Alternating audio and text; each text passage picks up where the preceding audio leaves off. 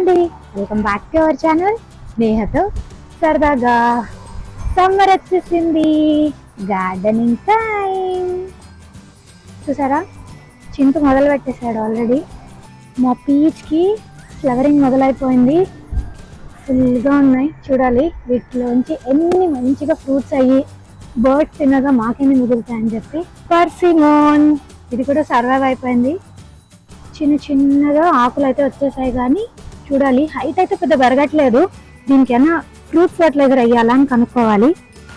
దాని తర్వాత మా రోసెస్ మొన్ననే హార్ట్ ప్రూన్ చేసాము, చూసారా వచ్చేస్తున్నాయి ఫ్రెష్ లీవ్స్. కొందరైతే ఎర్లీగా ప్రూన్ చేసి ఉంటారు కదా, వాళ్ళకైతే ఫ్లవర్స్ కూడా వచ్చేసాయి. అన్నిటికంటే డబుల్ ధమాకా ఏంటంటే వీడ్. ఎంత పెద్ద గార్డెన్ ఉంటే అంత వీడు, దాని మెయింటెనెన్స్ చాలా కష్టం అన్నమాట. మేము ఈ గార్డెన్ ని చూసి తీసుకున్నాము, బట్ దాని తర్వాత అర్థమైంది ఎంత కష్టమని. దిస్ ఈజ్ మన జుజుబీ ట్రీ. చూసారా, ఇది మంచిగా గ్రోత్ వచ్చింది అండ్ బతికేసింది. గ్రీన్ లీవ్ స్టార్ట్ అయిపోయాయి కదా. ఈ జుజుబీ అండ్ పర్సిమోన్ ఒకేసారి తీసుకొచ్చాము, బట్ దాని హైట్ చూసారా అంతే ఉంది. క్లైమేట్ సిచ్యువేషన్స్ ఇవన్నీ చూసుకొని మేము బెడ్ని సెట్ చేసేదానికి టైం పట్టేసింది అనమాట. సో లాస్ట్ ఇయర్ గోంగూర సీడ్స్ అవి పడి ఉంటాయి కదా, వాటిలో నుంచి చిన్న చిన్న మొలకలు అయితే వచ్చేసాయి. ఇప్పుడు మా ప్లాన్ ఏంటంటే వీటిని తీసేసి చిన్న పాట్స్లో పక్కన పెట్టేసి మళ్ళీ మొత్తం సెట్ చేశాక దీన్ని రీప్లాంట్ చేద్దాం అనుకున్నాం. అవి సర్వైవ్ అవుతాయో లేదో సెకండరీ, బట్ వాటిని అలా చంపేయడం ఇష్టం లేదు. అండ్ ఒక్క టొమాటో కూడా వచ్చిందనమాట, అదేదో సీడ్ పడినట్టుంది. ఇంకొక బెడ్లో అయితే చూసారా చిన్న చిన్న ఎర్ర తోటకూర అండ్ గ్రీన్ తోటకూర రెండు వచ్చేసాయి, బట్ దీన్ని కూడా మొత్తం తీసేసి పక్కన పెట్టి మళ్ళీ ట్రై చేయాలి. ఇవి చామంతులు, ఇవి నార్మల్ టైంలో రాదనమాట, ఫుల్ సన్గా ఉన్నప్పుడు. సో ఎండ్ ఆఫ్ ద సీజన్లో చల్లగా ఉంటాయి చూడండి, అప్పుడు వస్తాయి. సో అప్పటిదాకా వాటిని అలా ప్రొటెక్ట్ చేసుకోవడమే. ఇంకా మొత్తం వీటిని సపరేట్ చేసేసి మేము తెచ్చిన ఈ మిరాకిల్ గ్రో ఆర్గానిక్ సాయిల్ ఉంటుంది కదా, అది వేసేసి దాంతోపాటు ఇంకా కాంపోస్ట్ ఇవన్నీ ఉంటాయి కదా, సో ఏమేమి కుదిరితే అవన్నీ వేసేద్దాము. సో దట్ బెడ్ సెట్ అవ్వడానికి కొంచెం టైం పడుతుంది కదా. అప్పుడప్పుడు మధ్య మధ్యలో ఫర్టిలైజర్స్ యాడ్ చేస్తూ ఉండాలి. ఇనిషియల్గా మనం బేస్ ఫర్టిలైజర్లో కూడా అన్ని మిక్స్ చేస్తే బెటర్ అని చెప్పి మా లాస్ట్ ఇయర్ లెర్నింగ్స్లో నుంచి నేర్చుకున్నాం కాబట్టి ఈ ఇయర్ అలా ప్లాన్ చేస్తున్నాం అనమాట. గోంగూర బ్యూటీ అదేనండి, ఒక్కసారి సీడ్స్ పడ్డాయా అవంతకు అవే ఎవ్రీ ఇయర్ వస్తాయి. ప్రతిసారి గ్రీన్ వస్తుంది కానీ రెడ్ రావట్లేదు. మీరు కనుక గమనించుంటే గ్రీన్ కంటే రెడ్ గోంగూర పుల్లగా ఉంటుంది, స్మెల్ కూడా చాలా బాగా తెలుస్తుంది అండ్ మనకి టేస్ట్ కూడా కొంచెం ఎక్కువ అనిపిస్తుంది అనమాట. అందుకు ఇంకా రెడ్ గోంగూర నేను సపరేట్గా వేయాల్సి వస్తుంది. ఈసారి కూడా గ్రీన్ చాలా వచ్చాయి, సో ఎవరికైనా షేర్ చేద్దాం అనుకుంటున్నాను. అండ్ వీటి సీడ్స్ని ప్రిజర్వ్ చేయడం అనేది పెద్ద టాస్క్ అయిపోతుందండి. ఫుల్గా పెరిగేసి ఉంటుంది కదా, సడన్గా క్లైమేట్ చేంజ్ అయిపోయి ఫాస్ట్గా చచ్చిపోతాయి. ఆ పైన పాట్స్ ఉంటాయి కదా, అవి ఎండిపోయిండవు, అవి తీయాలా లేకపోతే చెట్టుకే వదిలేయాలా తర్వాత తీసుకోవాలా అర్థం కాదనమాట. ఇంకా అలాగే ఫుల్ వింటర్ వచ్చేసి ఇంకా మొత్తం చెట్లు ఇది అయిపోయి పక్కన పడాల్సి వస్తుంది. బట్ ఈసారన్నా కొంచెం దాన్ని చూసుకొని కొన్ని సీడ్స్ ప్రిజర్వ్ చేద్దాం అనుకుంటున్నాను. ఎవ్రీ ఇయర్ స్టార్టింగ్ చేసిన కొన్ని పనుల్లో ఫస్ట్ థింగ్ వచ్చి ప్రూనింగ్. సో మేము లేట్గా రోజెస్ ప్రూన్ చేసామని చెప్పాను కదా, కాబట్టి ఫ్లవర్స్ కూడా మనకి లేట్గా వస్తాయి. మెయిన్గా రోజెస్ వచ్చి కొంచెం వెదర్ చల్లగా అలా ఉంటుంది చూడండి, అప్పుడు బాగా వస్తాయన్నమాట. సో ప్రాపర్ టైంలో ప్రూన్ చేసుకోవడం అనేది చాలా ఇంపార్టెంట్. దాని తర్వాత వచ్చి ఈ బెడ్ సెట్ చేసుకోవడము. లాస్ట్ ఇయర్ ఉన్న చిన్న చిన్న మొక్కలు వాటి స్టెమ్స్ అవన్నీ ఉంటాయి కదా, అవి తీసేసి మొత్తం నీట్గా సాయిల్ అండ్ కావాల్సిన ఫర్టిలైజర్స్ అన్నీ వేసేసుకొని ఫస్ట్ బేసిక్ అమెండ్మెంట్ చేసేసుకోవాలి. ఇక్కడైతే మేము మా దగ్గర ఉన్న మిరాకిల్ గ్రో ఫర్టిలైజర్ ఉంది, అది కొంచెం వేసుకున్నాను. దాంతోపాటు నేను ఎగ్షెల్స్ని పౌడర్ చేసి పెట్టున్నాను, అవి వేసుకుంటున్నాను అనమాట. ఇయర్ లాంగ్ మధ్య మధ్యలో కూడా ఫర్టిలైజర్స్ వేస్తే చెట్లు బాగా పెరుగుతాయి అంటారు, కానీ నిజంగా నాకైతే ఒక్కొక్కసారి చాలా బద్ధకమేమో అనిపిస్తుంది. ఇవాళ ఇద్దాం రేపు ఇద్దాము ఇలా అనుకుంటూనే వాటికి ఇవ్వాల్సిన ఫర్టిలైజర్స్ అయితే ఇవ్వట్లేదు నేను. సో అందుకేమో కొంచెం గ్రోత్ తక్కువ ఉంది అనిపిస్తుంది. ఇంకా కొంతమంది అయితే వాళ్ళే కాంపోస్ట్ ప్రిపేర్ చేసుకొని దాన్ని కూడా యూస్ చేసుకుంటారు. నాకున్న దాంట్లో ఇప్పుడు అవన్నీ అంటే కష్టం అని చెప్పి ఏమేమి చేయగలమో అవి మాత్రమే ట్రై చేస్తున్నాం అనమాట. అండ్ నాకు బిగ్గెస్ట్ సపోర్ట్ మా హస్బెండ్. నాకు ఇష్టమని తను హెల్ప్ చేయడం వల్ల ఇదంతా పాసిబుల్ అవుతుంది. సో స్టార్టింగ్లోనే దీనికి కావాల్సిన యాసిడిఫైర్ ఇవన్నీ ఉన్నాయి కదా, అవన్నీ వేసేసి మొత్తం మొత్తం సెట్ చేస్తున్నాం బెడ్స్. సో దట్ ఇనిషియల్గా ఒక 1 to 2 months ఫర్టిలైజర్ ఇవ్వకోకుండా ఇప్పుడు ఇచ్చిన ఫర్టిలైజరే సరిపోతుంది. ఈ బెడ్ ఫస్ట్ టైం సెట్ చేస్తాం చూడండి, అప్పుడే కొంచెం టీడియస్ ప్రాసెస్ అనిపిస్తుంది. కొంచెం ప్లానింగ్, ఎక్కడ వేసుకోవాలి, ఇలాంటివన్నీ చాలా ఆలోచించి వేయాలి కాబట్టి. దాని తర్వాత ఇంకా జస్ట్ మెయింటెనెన్స్ అనమాట. ఇప్పుడు లాస్ట్ ఇయర్ అయితే ఈ బెడ్ని ఏమీ టచ్ చేయలేదు, జస్ట్ ఇలాగే శాండ్ ఇవన్నీ వేసేసుకొని, మట్టి, ఫర్టిలైజర్ ఇవన్నీ వేసేసుకొని వదిలేసాం అంతే. ఈ ఇయర్ మాత్రం కొంచెం అవి డిస్ట్రాక్ట్ అయిపోయినట్టు అనిపించాయి, అందుకు అవన్నీ కొంచెం తీసి వాటిని నీట్గా సెట్ చేసేసి మట్టంతా సెట్ చేసేసాము. వన్స్ ఇప్పుడు సెట్ చేస్తే ఇంకా మళ్ళీ సీజన్ అయ్యే వరకు బెడ్ని టచ్ చేయడానికి ఉండదు కదా, అందుకని ఇవన్నీ ఇప్పుడే చేసేసామన్నమాట. మేము ఈ బెడ్స్ సెట్ చేసేటప్పుడు మాకున్న ఎక్స్పీరియన్స్, మాకున్న అండర్స్టాండింగ్తో మేము కొన్ని లెర్నింగ్స్ అన్నీ నేర్చుకొని సెకండ్ బెడ్ సెట్ చేసేటప్పుడు వాటిని ఇంప్లిమెంట్ చేసామన్నమాట. సో వీటి వెనకాల మా థాట్ ప్రాసెస్ ఎలా ఉంది, ఈ చెక్కలు ఎందుకు యూజ్ చేస్తున్నాం, ఇలా చాలా ఇన్ఫర్మేషన్ నా ప్రీవియస్ మా గార్డెన్ సెటప్ వీడియోస్లో పెట్టాను. మీరు ఒకవేళ చూడకపోతే వెళ్ళి చెక్ చేయండి. ఈ ఇయర్ అయితే ఏమీ ప్రస్తుతానికి కొత్తగా సెట్ చేసుకోవాలి అనుకోలేదు. నేను ఈ వీడియో రికార్డ్ చేసి కూడా ఆల్మోస్ట్ 1 month అయిపోయింది. బట్ నాకు మధ్యలో నేను ఇండియా వెళ్ళి రావడము, ఇలా సడన్ ప్లాన్స్ ఉండడం వల్ల ఈ వీడియో పోస్ట్ చేయలేకపోయాను. బట్ ఇప్పుడు కూడా ఫస్ట్ టైం ఎవరైనా గార్డెనింగ్ చేస్తున్నారు అంటే వాళ్ళకి హెల్ప్ అవుతాయి కదా అని చెప్పి నా ఎక్స్పీరియన్స్ షేర్ చేస్తున్నాను. సో ఇలా మొత్తము నీట్గా సెట్ చేసేసుకున్నాము. అండ్ ఒక 1 to 2 days వాటర్ వేసేసి మంచిగా వాటిని వదిలేసామన్నమాట. వన్స్ ఆ బెడ్ కొంచెం మట్టి అంతా సెట్ అయ్యాక ఆల్రెడీ తీసాం కదా చిన్న చిన్న ప్లాంట్స్, అవైతే ప్లాన్ చేసేసాము. దెన్ ఇంకా బయట నుంచి నేను తీసుకొచ్చానని చెప్పాను కదా నా లాస్ట్ వీడియోలో, డోన్స్ నర్సరీ నుంచి ఆ ప్లాంట్స్ అన్ని ప్లాన్ చేశాను, కొన్ని సీడ్స్ వేసాను. సో దాని జర్నీ ఎలా ఉంది, ఏమేమి ప్లాన్స్ వేసాము, అవి ఎంత గ్రో అయ్యాయని నా ఫర్దర్ వీడియోస్లో మీకు చూపిస్తాను. ఇంట్లో బెడ్ సెట్ చేయగానే హోమ్ డెకోర్కి వచ్చేసాము. ఇంకొక బెడ్కి కావాల్సిన మట్టి అవన్నిటితో పాటు మా ఆయన ఇంకో చిన్న ప్రాజెక్ట్ చేస్తాను అంటున్నాడు. దానికి కావాల్సిన స్టఫ్ అన్ని కొనుక్కుందామని వచ్చాము. సమ్మర్స్ అంటే ఎంత బ్యూటిఫుల్గా ఉంటాయో ఇక్కడ గార్డెన్ సెంటర్ చూస్తే అర్థమైపోతుంది.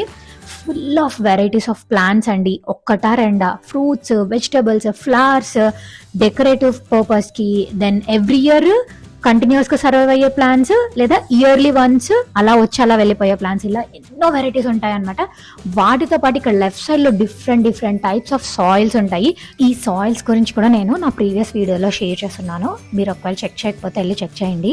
డిఫరెంట్ టైప్స్ ఉంటాయండి. లైక్ మనము బెడ్స్లో వేయడానికి ఒక టైప్ ఆఫ్ సాయిల్ యూస్ చేస్తాము, పాట్స్లో వేయడానికి ఒక టైప్ ఆఫ్ సాయిల్ యూస్ చేస్తాము, అండ్ వాటిల్లో కూడా ఏది చూస్ చేసుకోవాలి, ఇలా చాలా ఉంటాయన్నమాట. ఇంక ఇవన్నీ మల్చులు, వాటిలో కూడా రెడ్, బ్రౌన్, బ్లాక్ 3 షేడ్స్ ఉంటాయన్నమాట.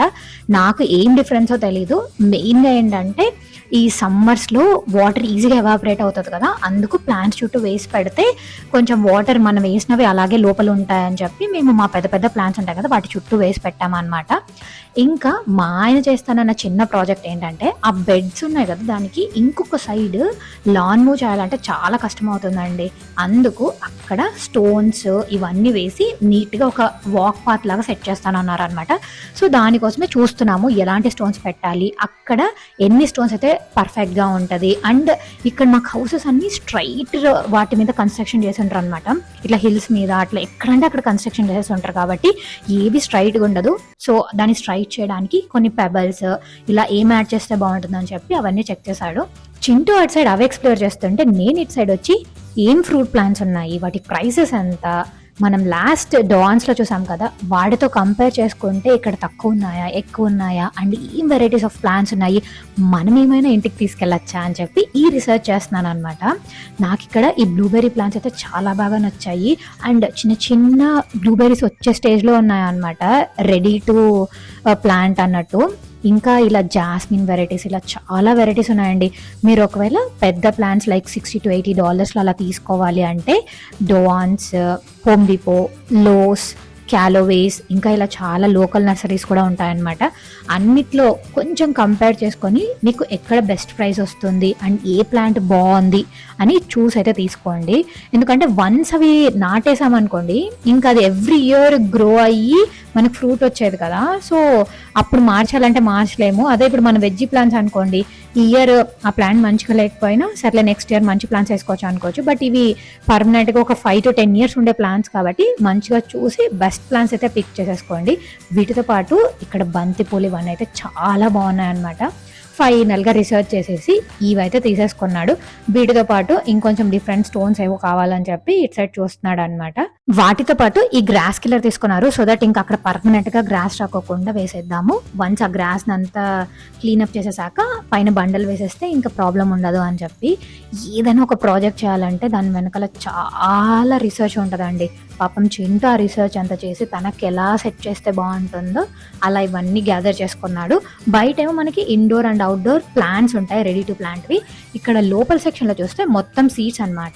ఒక క్యారెట్ తీసుకుంటే ఎన్ని వెరైటీ ఆఫ్ సీడ్స్ ఉన్నాయో చూడండి. అలాగే బీన్స్ తీసుకుంటే ఎన్ని వెరైటీ ఆఫ్ సీడ్స్, ఈవెన్ కుకుంబర్లో కూడా అన్ని వెరైటీస్, కార్న్లో కూడా white corn, mixed colour corn, ఇలా ఇంకా బ్రింజాల్లో మీకు చెప్పాల్సిన అవసరం లేదు. ఇలా చాలా వెరైటీస్ ఆఫ్ సీడ్స్ ఉన్నాయి. నేనైతే ఈసారి స్పినాచ్ ట్రై చేద్దాం అనుకున్నాను. So spinach and last time zinnias వేస్తే చాలా బాగా వచ్చింది. సో జినియాస్ కూడా ఒక ప్యాకెట్ తీసుకుందాం అనుకున్నాను. ఇంకా కొత్తిమీర ఈసారి ఫ్రెండ్ దగ్గర తీసుకున్నాను అనమాట. సీడ్స్ వాళ్ళ చెట్లో నుంచి వచ్చినవి, అలా వేస్తే చాలా బాగా వస్తున్నాయి అన్నారని అవి తీసుకున్నాను. నార్మల్గా మనము గ్రాసరీ స్టోర్ నుంచి ధనియాలు తీసుకొని వచ్చి వాటిని వేస్తాం కదా, అవి అంత పెద్ద రిజల్ట్ రావట్లేదని విన్నాను అనమాట. అందుకే నేను ఈసారి ఫ్రెండ్ దగ్గర ట్రై చేశాను. మీరు కనుక ఫస్ట్ టైం ట్రై చేస్తున్నారంటే అది పాట్లో అయినా సరే లేకపోతే బయట సాయిల్లో అయినా సరే ఎక్కడైనా సరే ఇలా ప్యాకెట్స్ కొనుక్కొని ట్రై చేయండి, మీకు ఖచ్చితంగా రిజల్ట్ వస్తుంది. అండ్ మీకు తెలుసు కదా, ధనియాలు వేసే ముందు వాటిని కొంచెం నల్లక కొట్టేసేసి తర్వాత వేయాలి, సో దట్ మనకి మంచి గ్రోత్ వస్తుంది. ఇంక ఇవి చూసారా, ఇలా మిరాకిల్ గ్రోలో చాలా ప్లాంట్ ఫుడ్ ఉంటుంది, బట్ మిరాకిల్ గ్లో కూడా ఆర్టిఫిషియల్ అంటారు అనమాట. ఇంకా సో అది మీరు చూసుకోండి, మీ లెవెల్ ఆఫ్ ఎంతవరకు మీరు న్యాచురల్ ఫర్టిలైజర్ యూస్ చేయగలరు, టైం టు టైమ్ అవన్నీ చెక్ చేసుకొని మీకు ఏది బెస్ట్ అనిపిస్తే అది చేయండి. ఎండ్ ఆఫ్ ద డే మన ఓపిక, మన సాటిస్ఫాక్షన్ రెండు ఇంపార్టెంట్. ఓపిక లేకుండా ఎక్స్ట్రీమ్కి వెళ్ళిపోయినా మళ్ళీ నెక్స్ట్ ఇయర్ చేయాలి అనే ఇంట్రెస్ట్ రాదనమాట. సో దానికి తగ్గట్టు మీరు ప్లాన్ చేసుకొని చేయండి. ఒక్కరిని చూసి మనం జస్ట్ ఇన్ఫర్మేషన్ తెలుసుకోవచ్చు, కానీ అవన్నీ మనం చేయాలి అనుకోవడం అనేది నాకు తెలిసి పాసిబుల్ కాదు అనిపిస్తుంది. ఇంక ఈ ఫ్లవర్స్ చూసారా ఎంత బాగున్నాయో, కలర్ఫుల్గా ఉన్నాయి. సో అందుకే మీకు కూడా చూపిద్దామని షేర్ చేశాను.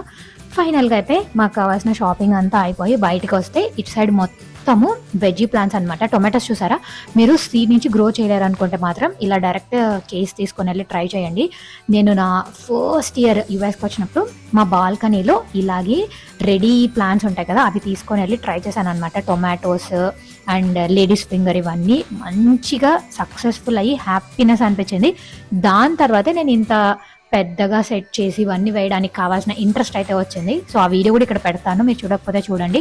సో ఏదైనా చిన్నగా స్టార్ట్ చేస్తే కదా మనకు ఒక కాన్ఫిడెన్స్ వస్తుంది పెద్దగా చేయడానికి. అంతే, ఈవెన్ గార్డెనింగ్ కూడా అంతే.